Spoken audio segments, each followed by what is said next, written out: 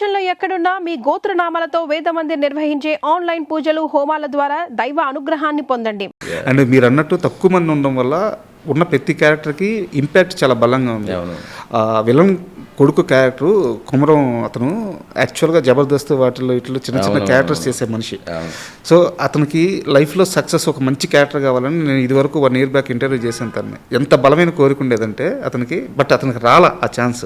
మూవీలో అతను ఉండే ఆ స్క్రీన్ టైం చాలా తక్కువ అవ్వచ్చు, కానీ ఇంపాక్ట్ చాలా ఎక్కువ ఉంది.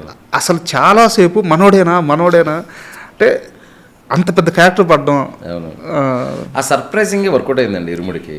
అంటే ఎక్కడో చూసినట్టు ఉంది కానీ ఎవరెత్తనం అన్న టైప్ లో ఉంది ఆడియన్స్.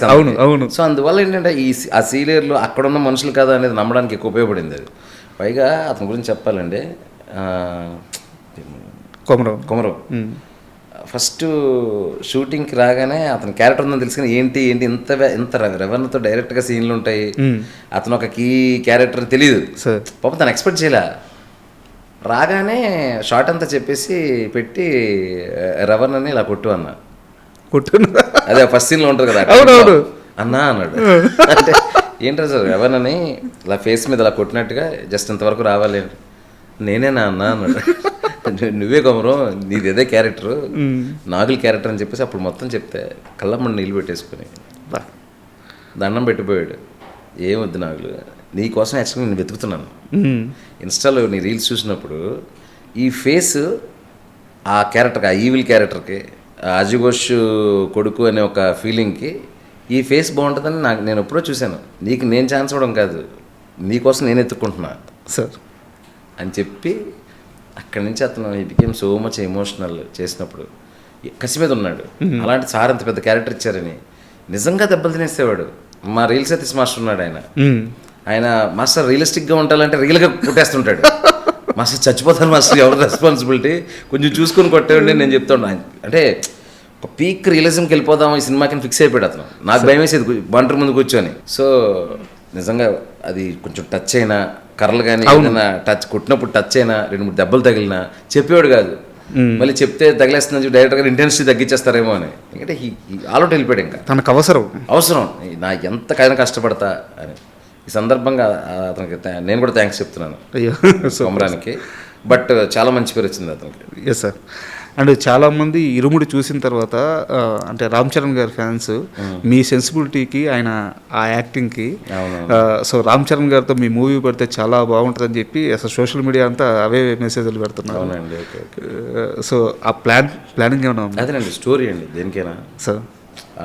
ఫస్ట్ మనకు బాగా నచ్చి ఇది ఒక అద్భుతంగా కథ అవుతుంది, దేనికి క్యారీడ్ అవి అయిపోకూడదు కదా. ఇప్పుడు ఈ సినిమా నాకు ఒక రెస్పెక్ట్ ఇచ్చింది, ప్రేక్షకులు నన్ను చూసే విధానాన్ని కొంచెం పెంచింది సార్.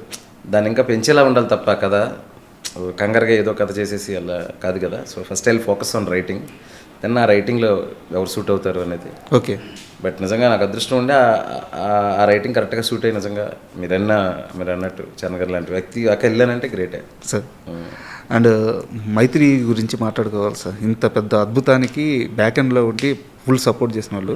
నాకు ఒక చిన్న విషయం తెలిసింది, మీరు ఫస్ట్ సీలేరుకి వెళ్ళిన తర్వాత అక్కడ కొన్ని సమస్యలు వచ్చి మెయిన్ కాస్ట్ కొంతమంది వెనక్కి వచ్చేసిన తర్వాత, అంటే ఫుల్ ఫ్లెడ్జ్డ్గా అప్పటికి షూట్ స్టార్ట్ అవ్వలేదు, పరిస్థితులను చూసుకొని వెనక్కి వచ్చేసిన తర్వాత అక్కడ రవితేజ గారికి కానీ మొత్తం వాళ్ళు సెట్ చేసిన విధానం, స్టేయింగ్ కోసం కానీ చాలా కష్టపడ్డారని తెలిసింది. అయ్యో నెవర్ బిఫోర్ అండి. అసలు 250 మంది చాలామంది అక్కడ. ఇప్పుడు మీరు షూటింగ్ చేస్తే ఎంత క్వాలిటీ వర్క్ చేస్తాం కదా, ఇక్కడ వాడినట్టే జిమ్మీలు వాడాం, మంచి ఎక్విప్మెంట్ వాడాం, స్టడీ క్యాంప్స్ వాడాం, గింబల్ వాడాం.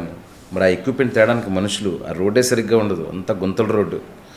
ఒక్కసారి అక్కడ లోపలికి వెళ్ళిపోయి ఏదైనా మిస్ అయిందంటే ఇంకా నెక్స్ట్ రోజే రావాలి తప్ప ఆ రోజు తేడానికి లేదు. ఇంకా అది ఏదైనా కూడా ఆ సీరియల్లో చిన్న మార్కెట్ ఉంటుంది, అక్కడ మనం కొంచెం పువ్వులు, పళ్ళు, కాయలు, పాల ప్యాకెట్లు ఇంతవరకు ఓకే. దానికి మించి ఏదొచ్చినా రాజమండ్రి వెళ్ళి తేవడమే, లేదంటే మారేడుమిల్లి వెళ్ళాలి. సో అవి కూడా చాలా దూరం కదా. వర్షాలు పడ్డాయి అనుకోండి, అక్కడ ఏదో ఒక బండి డీసీఎం మీద దిగిపోయింది అనుకోండి, ఇంకంతే. ఆ వెనకాతల షూటింగ్లో అక్కడే ఉంటారు. అలాంటి పరిస్థితి ఇదంతా వదిలేదండి. పాపం ఆడపిల్లలు ఉన్నారు, ఈ 10 మంది ఆడపిల్లలు, వాళ్ళందరికీ ఆల్మోస్ట్ 2 చిన్న లాడ్జ్లు ఉన్నాయి. బాలాజీ గారు ఒక ఆయన ఉంటారు, పొల్లూరులో చేసినప్పుడు రమణమూర్తి గారు, వీళ్ళిద్దరూ ఫుల్ సపోర్ట్. అక్కడే అందరం అడ్జస్ట్ అయ్యి మెయిన్ టీమ్ అంతా. హీరో గారికి ఏంటంటే ఆ జన్కో గెస్ట్ హౌస్ ఒకటి ఉంటుంది, అవును, అది ఇచ్చేసి దాన్ని స్పెషల్ గా చాలా మార్పిచ్చారంట. దాన్ని అంతా మార్పిచ్చి సాయి కుమార్ గారు మేమందరం అయితే చాలా చిన్న చిన్న రూమ్స్, అది చిన్న లాడ్జ్ లో ఉంటుంది, డీసెంట్ గానే ఉంటుంది కానీ చిన్న హోటల్ అనమాట. ఇంకా మిగతా వాళ్ళ ఇళ్లలో వాళ్ళ ఇళ్లలోనే వీళ్ళలోనే అడిగి తీసుకొని హౌస్లు తీసుకొని, హౌస్లు అంటే అదే వాళ్ళు ఏదైతే ఉంటున్నారో అంటే సంకల్పం అంతే. ఇక అక్కడ రాసి పెట్టాడు నాకు దేవుడు, అక్కడ నేను చేయాలని. అదే అది జరగదేమో అనుకున్న దగ్గర జరిగింది షూటింగ్. ఎందుకంటే అసలు నేను వెళ్ళగానే అక్కడ ఐఎఫ్ఎం కూడా ఉంది డ్యామ్ కానుకొని. నాకు బుర్ర తిరిగిపోయింది అసలు. ఇనీషియల్గా నాకు ప్లానింగ్ అది కాదు, డ్యాము ఇది కాదు. ఎప్పుడైతే డ్యామ్ చూసినా డ్యామ్లో క్యారెక్టర్ చేశాను సినిమాలో. అదే గుడిలో షూటింగ్ చేద్దాం. అదే ఈ సినిమాకు ఉండే ప్రత్యేకత ఏంటంటే మీకు సినిమాలో పేర్లు బయట పేర్లు ఒకటే, అంటే సీలేరే, పొల్లూరే, డొంకరాయ్. సో ఏంటంటే ఈ ప్రపంచం నా కథ కోసమే ఉందా అనే ఫీలింగ్ వచ్చింది. ఎగ్జాక్ట్లీ సార్, ఎంత ఫ్రెష్ లుక్ వచ్చిందంటే. ఫ్రెష్ లుక్ వచ్చింది, అవును. టెరైన్ ఇదంతా, ఆ నేపథ్యం కూడా కథలో ఒక భాగం అయిపోయింది. మనం మామూలుగా మలయాళ సినిమాలు ఓటీటీలో చూస్తుంటాం, క్రైమ్ ఇన్వెస్టిగేషన్ ఇట్లాంటి కొన్ని సినిమాలు రూరల్ ఏరియాలో జరిగినప్పుడు ఆ కొండలు అవి చూపిస్తున్నప్పుడు ఆ సస్పెన్స్ కానీ అంతా క్యారీ ఫార్వర్డ్ అవుతూ ఉంటాయి. ఇక్కడ డివోషనల్గా క్యారీ ఫార్వర్డ్ అయింది, ఆ సస్పెన్స్ క్యారీ ఫార్వర్డ్ అయింది, ఆ ఊరే అసలు సినిమాలో ఒక భాగం అయిపోయింది. అవునవును. ఇప్పుడేనండి ఫస్ట్ ఏదైనా ఇలాంటి కథలకి ఏంటంటే ఫస్ట్ ఆడియన్స్ని ఒక ప్రపంచంలో, ఆడియన్స్ అసలు థియేటర్కి ఎందుకు వస్తారు? వాళ్ళు ఉన్న ప్రపంచం నుంచి వేరే ప్రపంచానికి రావడానికి. కరెక్ట్. ఆ వేరే ప్రపంచాల్లోకి మనం తీసుకెళ్ళినప్పుడు అంటే సగం పని అయిపోద్ది. అక్కడి నుంచి మన కథ, కాన్సెప్ట్, కాన్ఫ్లిక్ట్లు ఇంకా వర్కౌట్ అయితే పూర్తిగా పని అవుద్ది. ఆ రెండు జరిగినాయి. ఫస్ట్ ఇలా కూర్చోగానే ఒక 10 నిమిషాలు యాలలో సాంగ్ రాగానే మనం వెళ్ళిపోయాం, సీలేరు పొల్లూరులోకి వెళ్ళిపోయాం. సో అక్కడ ఉండే క్యారెక్టర్తో చిన్నగా కనెక్ట్. ఆ పాప, చిన్న స్కూలు, ఆ వాటర్ ఫాల్స్, అక్కడి నుంచి సైకిల్ మీద అడవిలోంచి తొక్కుంటూ వెళ్ళడం. యాక్చువల్గా ఏదైనా కూడా ఇన్వాల్వ్మెంట్ ఉన్న సినిమాకి ఫస్ట్ క్వాలిటీ అదే సార్. Exact sir. ఆ వరల్డ్లోకి తీసుకెళ్ళగలడం. నాకు అలాంటి దొరికింది. ప్రొడ్యూసర్లు సపోర్ట్ చేశారు. అంతంత దూరం 250 మందిని పంపించి అక్కడ అకామిడేషన్ ఇదంతా మా ప్రొడక్షన్ కంట్రోల్ దినేష్ అని, అతను మా మేనేజర్ వలి, అందరూ ఇంకా టీం వర్క్ సూపర్ సార్. చేసి నాకు ఏం కావాలో అది నేను చేసుకొని ఇచ్చారు. సూపర్. అండ్ ఎన్టీఆర్ గారికి ఎందుకు సార్ ఇరుముడి మీద ఫస్ట్ నుంచి కూడా అనౌన్స్మెంట్ నుంచి కూడా ఒక బలమైన నమ్మకం అంట జూనియర్ ఎన్టీఆర్ గారికి, పక్కా కొట్టది. మా రవి గారికి, ప్రొడ్యూసర్ రవి గారికి మంచి అసోసియేషన్ ఉంది తారక్ సార్తో. సో డిస్కషన్లో ఉన్నప్పుడు మైత్రిలో జరిగే సినిమాల గురించి ఒక డిస్కషన్ వస్తుంది కదా, ఉన్నప్పుడు ఈ సినిమా గురించి అందరికీ ఇరుముడి అనగానే ఒక ఇంట్రెస్ట్ క్రియేట్ అవుతుంది కదా, ఒక వైబ్. సో ఆయనకు అనిపించిందంట. ఎప్పుడైనా మాట్లాడారు? నేను ఎప్పుడు మాట్లాడలేదు. సో ప్లానింగ్ ఉందా అంటే నేను అడిగేది రామ్ చరణ్ గారిని, ఎన్టీఆర్ గారు కానీ, బన్నీ గారు కానీ ఆ స్థాయిలో ఒక కాల్ వచ్చి ఒక మంచి కథ చెప్పమంటే I'm the most happiest person. But first నేను పర్ఫెక్ట్గా ఒక కథ అనుకుంటే అప్పుడు నేను డైరెక్ట్ కాన్ఫిడెంట్గా నేను కూడా సార్ ఈ కథ ఉంది వినండి అని ఎవరికైనా చెప్పడానికి బాగుంటుంది అనమాట. So first writing.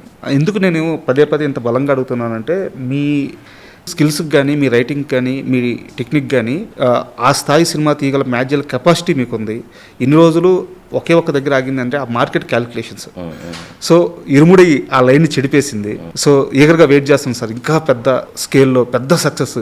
So Shiva Nirvana అనే వ్యక్తి స్థాయి, బలం ఏందనేది మేము అంతా చూస్తున్నాము. సో మిమ్మల్ని వేరే లీగ్లో చూడాలనుకుంటున్నాము. Thank you sir. Thank you very much. Thank you so much.